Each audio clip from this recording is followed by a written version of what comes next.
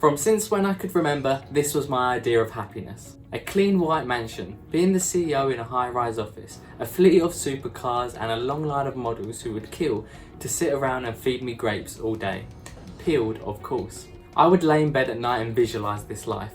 The respect I would get from old teachers and the compliments I would get on my sports cars. The fans coming up to me and asking for pictures. I had no idea what I was famous for, but I just was. When I was having bad days, I would escape to this fantasy, where essentially I lived like a king, and ultimately I was happy. The problem, well, is threefold. First, the fantasy was based on pleasure, not happiness. I made a grave mistake when conjuring up this fantasy to think that pleasure is what makes people happy.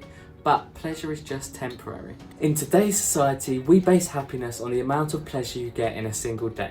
Whether that's pleasure from travelling to exotic places, eating good food or earning money, or even the Instagram likes that come from posting them. But all of these things are temporary. Sure, you feel pleasure when it's happening, but then what? You start thinking about your next holiday, or how you'll double your money, or that next meal out. Once the high is worn off, we start chasing the next one. So in this respect, we can't look down on crack or heroin addicts because we're just chasing the next high just like them. Which leads me on to my next mistake. Number 2, it was all based on forces completely beyond my control. Sure, I can control how hard I work, which in turn will probably lead to more money and more respect and then more options out of life. And then I can buy that serial killer vibe mansion and that pristine clean Porsche. But none of that is guaranteed. I could be the hardest worker in the world, be incredibly efficient with my time, working 16 hours a day, barely even eating lunch, but nothing is going to guarantee that someone's going to buy my product, offer me a contract or give me that promotion. Of course, the harder I work, the more likely it becomes, but I'm still setting expectations of things that I have no control over. The only thing that I can control is how I act in the present moment.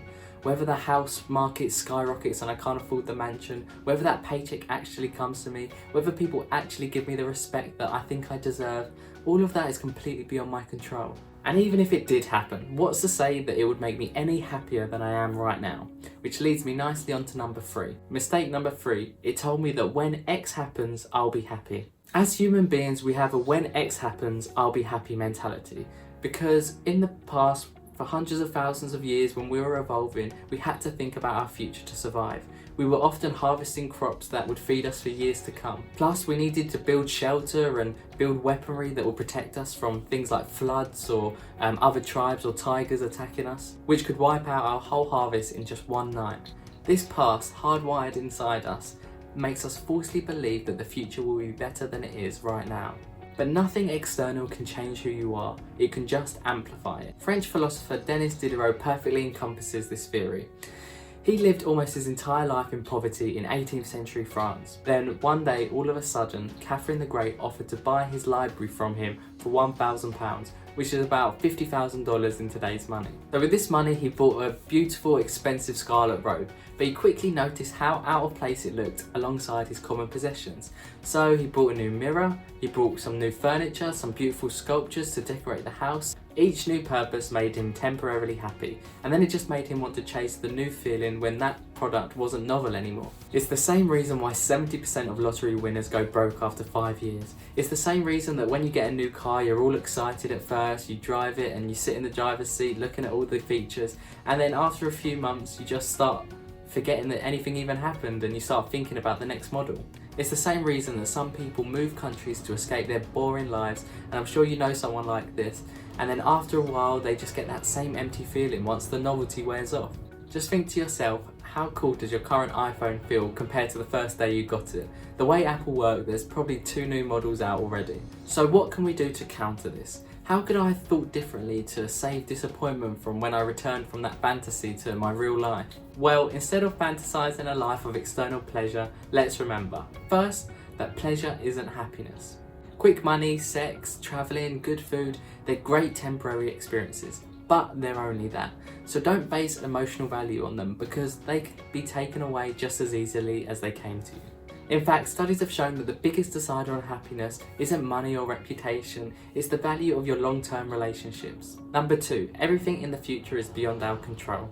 Nothing in the future, no fantasy is within our control. All we can do is act as the best versions of ourselves in the present moment, which in turn will create our future. Thinking like this means that day to day you'll actually be more focused on your goals and the process it takes to get there, because you won't be living in fantasy world. Instead, you'll be focusing on the actual steps you need to take to achieve them. Number 3, that nothing external can make us happy. True happiness only comes from within, in the present moment. I mean, there's no guarantee of future anyway. What's to stop us getting hit by a bus tomorrow and that being the end of it all? So when your mind drifts, as it will, to a fantasy of a better life, remember that there's no guarantee that that'll make you any happier than you are right now. All you have is the present moment. And there's one thing that's helped me the most to be at peace with the present moment, and that's daily gratitudes. Every morning when you wake up, make a list of 3 things that you're grateful for. Whether it's small things like hot water or central heating, or the big things like a fulfilling job and a loving family. Notice how at one point you crave the life that you live right now. Then throughout your day, seep your daily gratitudes into your life. When someone annoys you at work, don't think, oh, how frustrating, I have the worst life in the world. Think that at least I get the opportunity to make money and go to work, and not bored in World War II surviving on rations. We get used to things very easily these days, so we fail to see the day-to-day beauty around us. When you're walking down your local street, think that some people don't have this luxury. They live in Arctic countries or dangerously hot countries, so it's hard for them to step outside. When you're on holiday and you're taking a walk, what do?